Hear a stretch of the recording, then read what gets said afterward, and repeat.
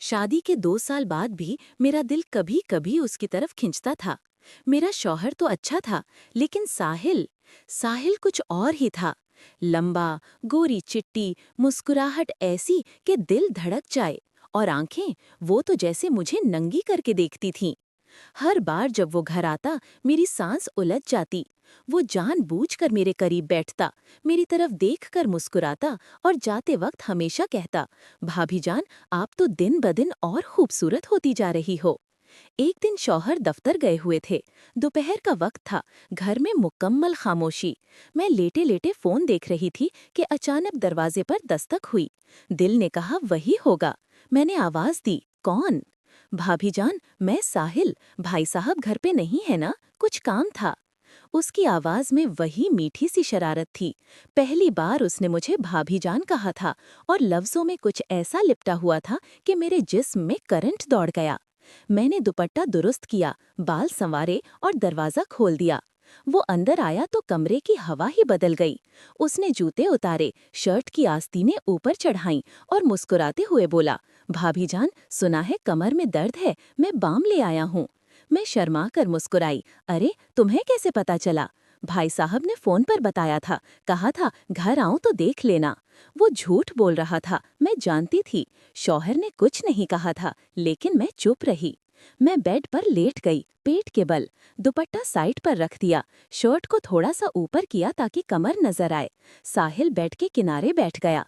उसकी ठंडी उंगलियों पर बाम लगाकर मेरी कमर पर रखा तो मेरा जिस्म सिकुड़ गया। आह, बहुत दर्द है, मैंने दबी आवाज में कहा। वो हंसा, भाभी जान, दर्द तो अभी खत्म होने वाला है। उसकी उंगलियां आहिस्ता आहिस्ता घूमने लगीं। कमर से शुरू हुई, फिर नीचे, हिप पर, फिर और नीचे। मेरी सांस तेज होती जा रही थी। मैंने आंखें बंद कर लीं। वो झुककर मेरे कान में बोला, भाभी जान, आपकी स्किन तो रेशम जैसी है। मैं कुछ न बोल सकी, बस हल्की सी आह निकली। उसने मेरी शर्ट और ऊपर कर दी। अब बराह रास्त जिल्द पर हाथ फेर रहा था। उंगलियां कभी हल्की, कभी दबाव के साथ। मेरा जिस्म खुद ब खुद उठने लगा। साहिल, मैंने हल्की आवाज में कहा। जी भाभी जान। वो और करीब आ गया। अब उसकी सांस मेरी गर्दन पर लग रही थी। बस, अब ठीक है। वो हंसा, अभी तो शुरुआत है। उसने अचानक मेरी कमर पकड़कर मुझे पलट दिया। अब मैं चित लेटी थी और वो मेरे ऊपर झुका हुआ। उसकी आंखों में वही भूख थी जो मैं महीनों से देख रही थी। भाभी जान, मुझे पता है तुम भी यही चाहती हो, बस एक बार कह दो।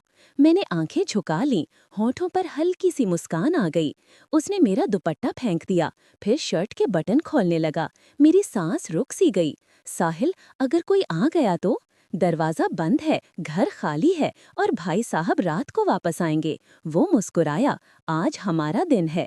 उसने मेरा हाथ पकड़कर अपने सीने पर रख दिया। उसका दिल भी मेरी तरह धड़क रहा था। मैंने आहिस्ता से उसकी शर्ट खींची, वो समझ गया, शर्ट उतार दी। अब वो नंगे सीने मेरे ऊपर था। उसकी गर्म जिल्द मेरी जिल्द से टकराई तो मेरा जिस्म पिघल गया। उसने मेरे होठों पर अपने होंठ रख दिए। पहला बोसा, लंबा, गहरा, भूखा। मैंने उसके पीठ पर नाखून गाड़ दिए। वो मेरे गर्दन पर बोसे देने लगा, फिर नीचे, सीने पर, और फिर और नीचे। मेरी आंखें बंद थीं, जिस्म जन्नत में था। मैंने उसके कान में सरगोशी की, साहिल, बस अब और इंतजार नहीं होता। वो मुस्कुराया, भाभी जान, आज से तुम मेरी हो। उसने मेरी शलवार का नादा खोला, मेरी टांगें कांप रही थीं। वो मेरे ऊपर आया, हमारे जिस्म एक हो गए। कमरे में सिर्फ हमारी सांसों, आहों और बिस्तर की चीख की आवाजें थीं। वो रात, वो पहली रात जो मेरी जिंदगी की सबसे गर्म, सबसे खतरनाक और सबसे यादगार रात थी। जब सुबह हुई तो वो जा चुका था, लेकिन उसकी खुशबू, उसकी छू, उसकी आवाज, सब कुछ मेरे जिस्म में बस गया था। अब जब भी वो घर आता है, मेरी नजर उसे ढूंढती है, और वो मुस्कुरा कर कहता है, भाभी जान, कमर में फिर दर्द हुआ क्या?